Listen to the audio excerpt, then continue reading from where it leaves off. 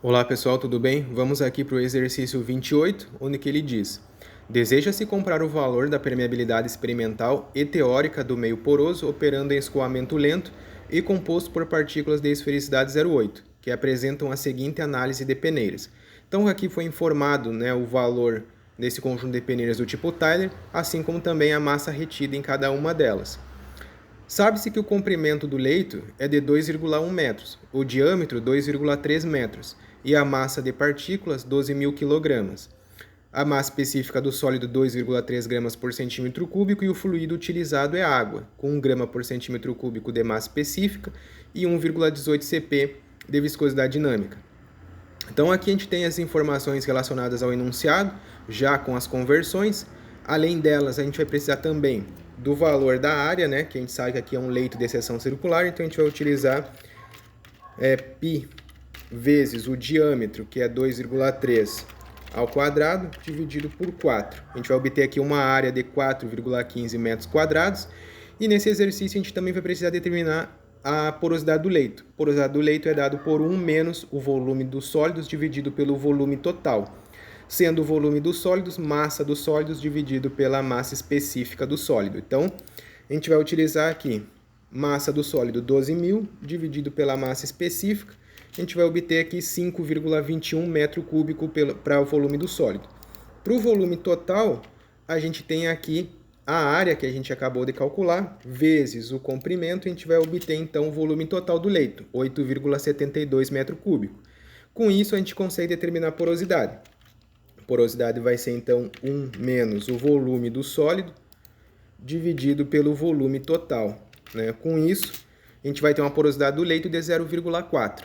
Tá?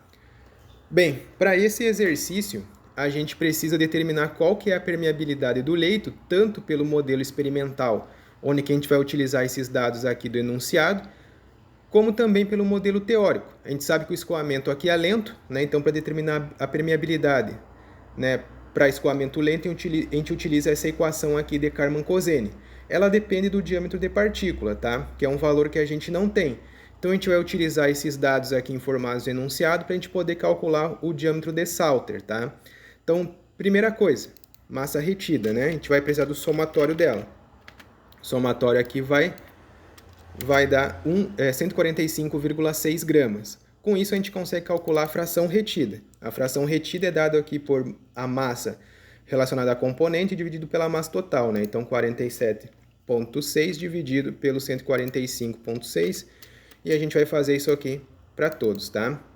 Bem, a gente vai precisar também do valor das aberturas das peneiras, Então, para isso, a gente vai utilizar essa tabela aqui, relacionada com a série de peneiras Tyler, Então, para a numeração da peneira, a gente utiliza essa coluna, e a abertura, como a gente está querendo em milímetros, a gente utiliza essa. Então, para a peneira aqui 35, a gente tem um valor de 0,417. Para a peneira 48, a gente tem um valor de 0,295.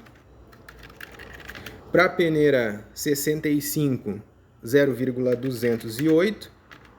E para a peneira 0,208 e para a peneira 100, a gente tem 0,147, tá? A gente vai precisar do valor médio dessas peneiras, Então, a gente vai fazer uma média aqui direta, Então, a gente precisa da peneira aqui 35, mais a peneira 48, dividido por 2, a gente obtém a média. Então, faz isso para todos, A gente precisa, para determinar o diâmetro de Salter, o somatório aqui de x e de y. Então, a gente vai fazer a fração retida dividido pelo diâmetro médio. Vai fazer isso aqui para todos. E vai determinar aqui qual que é o valor da soma, Então, a soma vai ficar 4,10. Com isso, a gente consegue calcular, então, o valor do diâmetro de Salter, que vai ficar 1 dividido por 4,10. A gente já vai dividir também aqui por 1.000 para a gente obter esse resultado, então, em metros, Então, a gente vai ter para diâmetro de partícula 2,43 vezes 10 na menos 4 metros.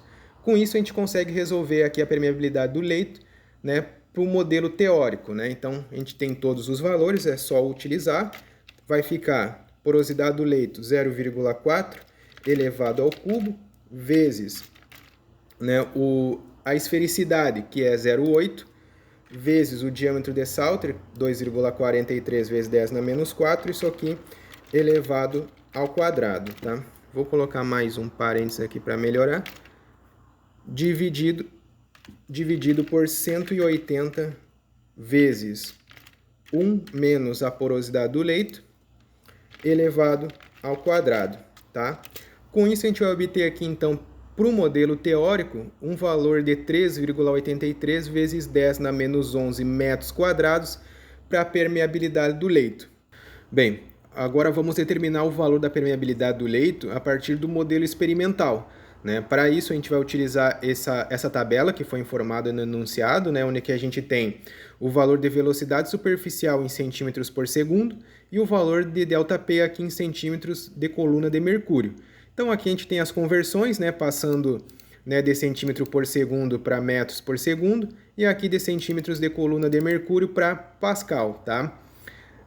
Nesse exercício a gente tem escoamento lento, né? Então a gente pode utilizar diretamente a equação aqui de Darcy para determinar o valor, né, que nos interessa aqui, que é o coeficiente angular, né? Então para isso a gente precisa determinar essa coluna aqui, né? ΔP sobre L. Então ΔP sobre L vai ficar aqui dividido pelo comprimento, 2,1.